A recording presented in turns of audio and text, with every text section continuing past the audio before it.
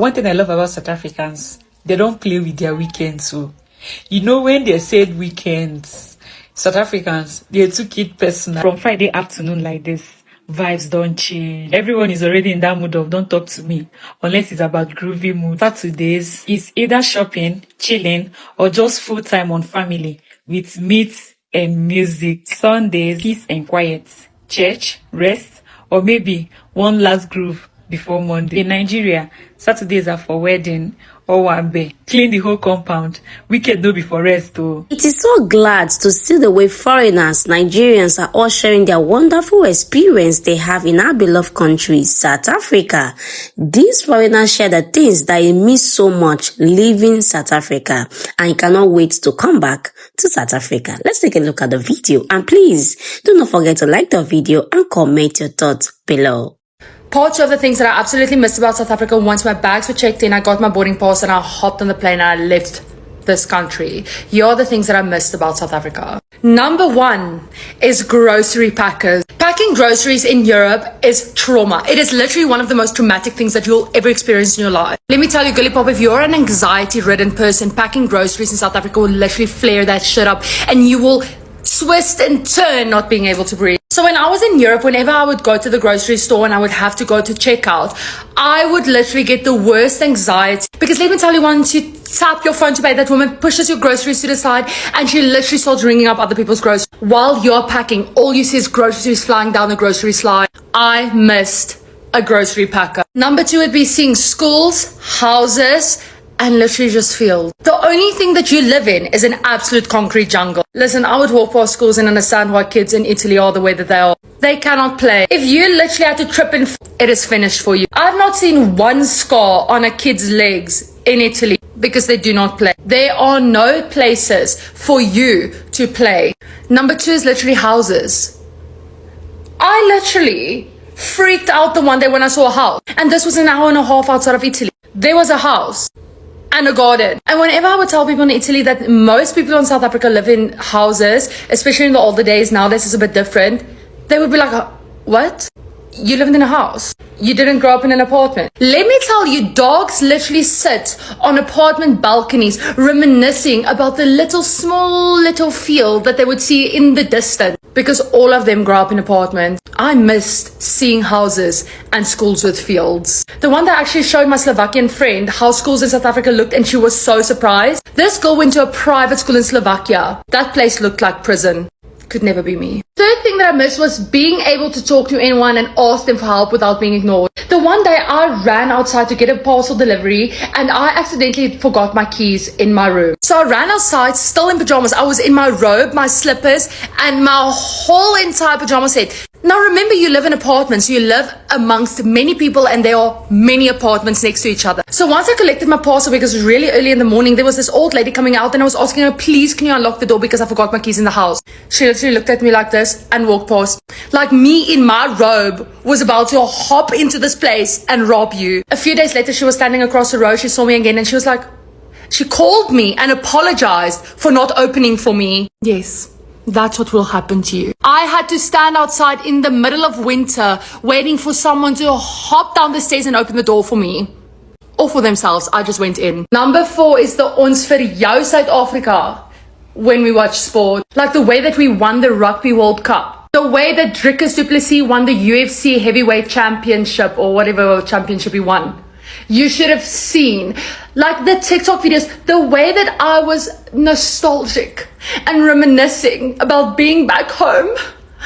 Tears in my eye. I missed South Africa and the way that sports unite us so much. The way that Akani Simbine is one of the best 100-meter athletes in the world. I just miss the way that we are ons vir jou South Africa when it comes to South Africans participating in sports. And number five would be the way that I just missed being here at the Rugby World Cup final. If I tell you, I was in Paris at the time of the semi-finals or the quarterfinals, one of the two, and there were so many South African people and I was just like, please take me back with you. Like there's no vibe other than the Springboks playing in the Rugby World Cup. I was in Belgium when we played against England and that was literally the best day of my life. I was screaming in our Airbnb. I was in Italy when we played the finals and I was screaming in my apartment. I literally had to message on my apartment group to apologize to the people because I was screaming like the South African that I am because we won the Rugby World Cup. And the saddest part for me was I was trying to find a place to watch the Rugby World Cup in Italy,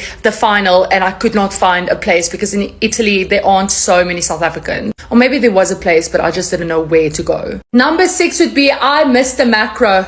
I missed finding everything in one store. I literally missed not having to go from store to store to store to store. Like, let me tell you, a pharmacy, it's still coming. A pharmacy is not a Clicks and a Skim here.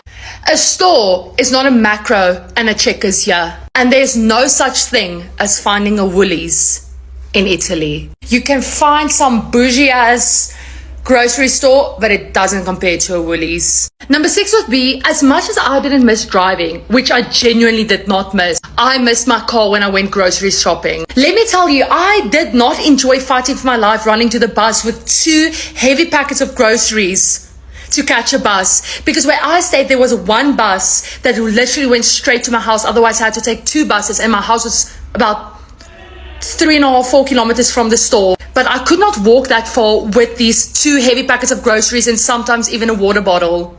So I do not miss fighting for my life. When I came back, my parents told me I lost a lot of weight. And I told them if I did not lose weight trying to run to a bus stop every week with my groceries on hand, I would be very worried about my health. Because let me tell you, running and fighting for your life to catch that bus and missing it is one of the saddest traumatic experiences that you will ever experience in your lifetime. Number 7 would literally be paying the equivalent for a 2-bedroom place in South Africa. You would pay for a room. You have to earn so much money in Europe to literally just live by yourself in an apartment. And then you will probably live in a shady apartment. You have to be so rich to literally just live in a good neighborhood in a single bedroom or 2-bedroom apartment by yourself. I had a friend that literally stayed in an apartment that was 1,200 euros. I don't know if that's like, but it was more or less 1,200, 1,400 euros per month. That is almost 40,000 rand per month for an apartment. I paid 470 euros for my room, and I had an ensuite bathroom. And it was literally it wasn't in a bad area, but it was definitely not like in the best area ever. You have to be rich. Like, you have to make a ton of money to live, literally just have children. So no, that's the one thing that actually put me off of Europe, and that is like all over Europe, that you have to be really, really rich or earn a really good salary to just live by yourself. And I cannot imagine what the monthly expenses would be then. Number 8, I spoke about it in my first video. I missed a one-stop engine with a wimpy, but let me tell you, I missed a good garage pie. You cannot find a sausage roll, a cheese griller, a burger pie, chicken and mushroom pie, a steak and kidney pie, a rib pie. You will sell your teeth to find that, because you will not find that in Italy. Another thing I noticed since I moved to South Africa is their sense of dressing, especially when it comes to shoe. Yeah, wearing proper shoe is like a daily habit. Whether it's sneakers, techies, or canvas, you see people fully dressed from head to toe, even though they are going to buy bread down the streets. It is not like they don't wear sandals or slippers at all. The majority of them are always in shoe. Cleaner, mechanic, taxi driver, even car washer, you will find them rocking sneakers like they are headed to the office. Back home in Nigeria, it's a different story. Slippers, sandals, palm are our go-to footwear. You will only see people with sneakers if they are working in an office, going to church, or even attending an event. It's not something you wear casually every day, unless you're trying to impress. So when I got here, I was always in my sandals, thinking I was just being comfortable. But I quickly noticed I stood out, almost like I wasn't fully dressed. People wouldn't say anything, but you could feel the look. I had to adjust, slowly replacing my sandals with shoes, so I could blend in and not feel awkward. To be honest, at first, I wasn't really comfortable, because in Nigeria, we dress for heat and comfort. Here in South Africa, there is this calm and intentional effort to look put together from head to toe, including shoe. Now, I wear shoe more often, even on days I don't want. I just remind myself, Vicky, you have to blend in. Be the only one with open toes in winter. But deep down, I still love my Ninja slippers. I still sneak them on sometimes when no one is watching. They have all shared amazing experience of what they miss the most leaving South Africa and their culture shock of the sense of dressing in South Africa and that of Nigeria.